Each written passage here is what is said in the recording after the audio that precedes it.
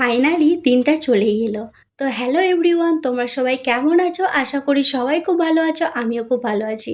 ভালো নেই, আজকে খুবই মনটা খারাপ, এতটা মনটা খারাপ মানে তোমাদেরকে কি বলবো। আর এই সময় ভিডিও করছি, তোমাদের দাদাভাই দেখছো ভিডিওটাকে অ্যাভয়েড করছে, কারণ ওরও খুব মন খারাপ, ভীষণ মন খারাপ, আমাদের কি বলবে। তো দিনটা চলে এলো, কারণ কেন বললাম, এর আগে আমি বলেছিলাম তোমাদের দাদাভাই ভেলোর যাচ্ছে। তা আজ হচ্ছে ভেলোরের উদ্দেশ্যে রওনা দেবে, সেই জন্য রেডি হচ্ছিল। আর সেই থেকেই আমি আজকের ভিডিওটা শুরু করেছি।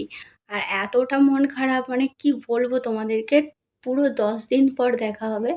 আর তার মাঝে কথা হবে ভিডিও কল, কিন্তু ভিডিও কল আর সামনে থাকা একটা আলাদাই তফাৎ না, একটা অন্যরকম।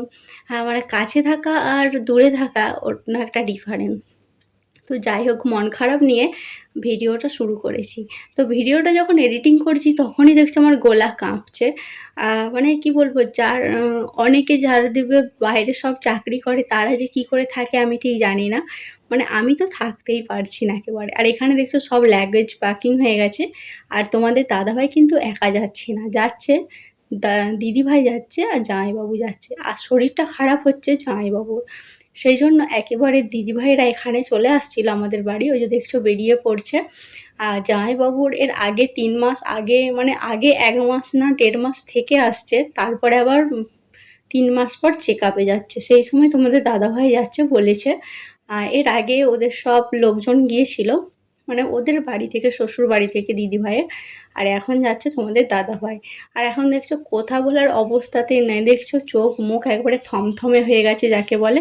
তোমাদের দাদাভাই বেরিয়ে পড়ছে আর আমাদের বাবা গাড়ি করে দিতে যাচ্ছে জয়রামবাটি পর্যন্ত। এখানে দেখছো জুতো পোড়া হয়ে গেছে। মানে এতটা মন খারাপ, আমার খুবই মন খারাপ লাগছে।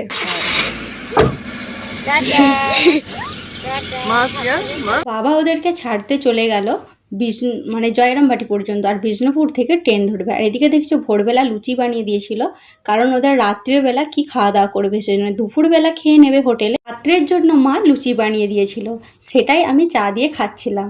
সাথে তো সেই কথা হয়েছিল, কথা হয় না সেরকমভাবে, শুধু জাস্ট ভিডিও করে গেছি। তারপরে তো লুচি চা খেলাম, দাদাভাইও গেল, বেরিয়ে পড়লো সকাল সকাল। সকাল সকাল বলতে খুবই সকালে গেছে, তখন 6:40 এরকম বাজবে, তখন বেরিয়ে পড়েছে। আর এখন পৌঁছেও গেছে, ফোন করেছিলাম। আর 12টার দিক করে ট্রেন আছে। আর এদিকে আজকে তো রথযাত্রা, সবাইকে রথযাত্রা শুভেচ্ছা জানাই। চলো, এখানে আজকে আমাদের রথ উপলক্ষে আমাদের বাড়িতে চলে আসছে জিলিপি, গরম গরম জিলাপি। এই দেখো, বাবাই মাত্র আনলো গরম গরম জিলাপি। তো তোমাদের দাদাভাই নাই, একটু মনটা খারাপ লাগছে আমার, ও থাকলে ও খেত জিলাপি, করা যাবে, নেই এখন। আর এর পরের উল্টো রথে যখন আসবে তখন অবশ্যই আনা হবে, তখন সবাই মিলে খাবো। আরও কিছু বাজার করে জিনিসপত্র এনেছে বাবা, সেগুলো তোমাদেরকে দেখাই দাঁড়াও। এখানে দেখছো আদা আছে, পটল আছে, আর এটা দেখছো এটা হচ্ছে মাছ এনেছে কিনে, যেগুলো একটু ধুয়ে ধায়ে নিই।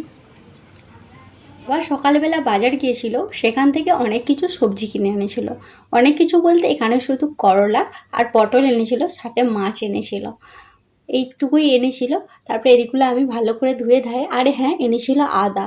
তো সব কিছু একটু মাছের সাথে ধরো এনেছে, সেই জন্য একটু আর বাজার থেকে যে কোনো জিনিস আনলে আমি প্রথমে একটু অল্প একটু করে ধুয়েই নিই, কারণ বাজার থেকে দেখবে জিনিস আনলে একটু ধুয়েই নিতে হয়। তারপরে তোমরা কি করো ঠিক জানি না, কিন্তু আমরা কিন্তু এমনটাই করি বরাবরের জন্য। যাই কিছু আনো বাজারের, মানে সবজি শাক বলো যাই বলো, সবটাই আমরা কিন্তু আগে ধুয়ে নিই, তারপরে জল ঝরাতে দিয়ে কেটে কুটে আবার রেখে দিই। আবার দেখছি এখানে দেখছি একটা করলা ফুলে গেছি, আবার করলাটা রাখতে যেতে হবে। এরপর আমি মাছগুলোকে ধুয়ে নেব। বাবা এখানে মাছ এনেছে দেখছো। আর কারণ তোমাদের দাদাভাই তো নেই, আমরা শুধু ঘরে 4 জন আছি, বাবান সোনাকে নিয়ে 4 জন। তো অনেকগুলো মাছ এনেছে, প্রায় আমাদের বাড়িতে ধরো ফ্রিজে রেখে রেখে প্রায় 2-3 দিনের মতন হয়ে যাবে। চলো মাছগুলোকে ধুয়ে ফেলি। মাছগুলো ধুয়ে নিয়ে চলে এলাম মাছ সবজি, তখন দেখতে পেলে ওই যে ওখানে মাছগুলো রেখেছি। আর সবজিগুলো একটা পেথেই করে নিয়ে আনলাম। এই যেখানে জল ঝরাতে দিয়েছি আদা, করলা আর পটলগুলো। আর তো কী রান্না হবে চলো ঝটপট করে কাটাকুটি করে নিই। সবগুলো তো তোমার দেখতেই পাবে। তো সেরকম কিছু রান্না করব না আজকে করলা এনেছে, আলু করলা ভাতে করবো, পটল আছে পটলের একটু তরকারি করবো মাখা মাখা করে, আর মাছ আছে মাছের একটু তেল ঝাল করবো আজকে সর্ষে বাটা দিয়ে। এখানে তো আমি রান্না করতে শুরু করে দিয়েছি দেখতে পাচ্ছ। আর রান্নাঘরে রান্না করার সময় ভিডিও করতে আমার না খুবই ভালো লাগে।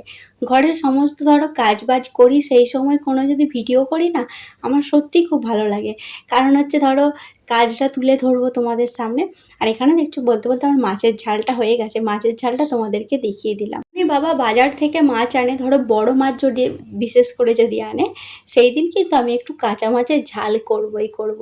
কারণ কাঁচা মাছের ঝাল জাস্ট অসাধারণ লাগে।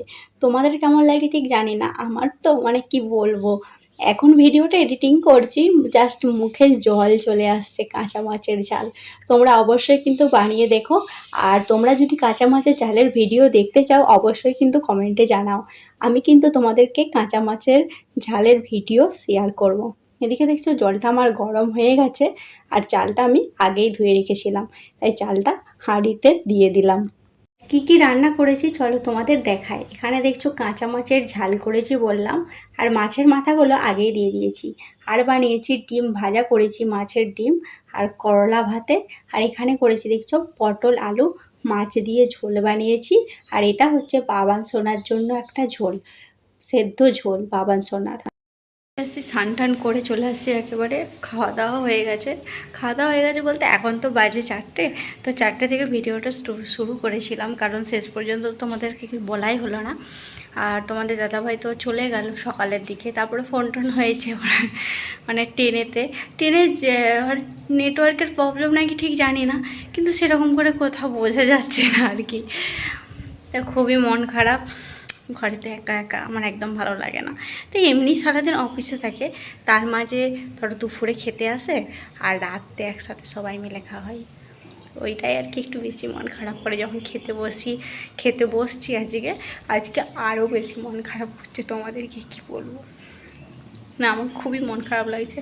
তো যাই হোক, আজকের এই ছোট্ট ভিডিওটা তোমাদের কেমন লাগলো অবশ্যই কিন্তু কমেন্টে জানিও। আবার আসছে একটা নতুন একটা ভিডিও, তোমরা অবশ্যই কিন্তু আমার ভিডিওর মধ্যে চোখ রেখো। এখন কথা টাটা বাই বাই।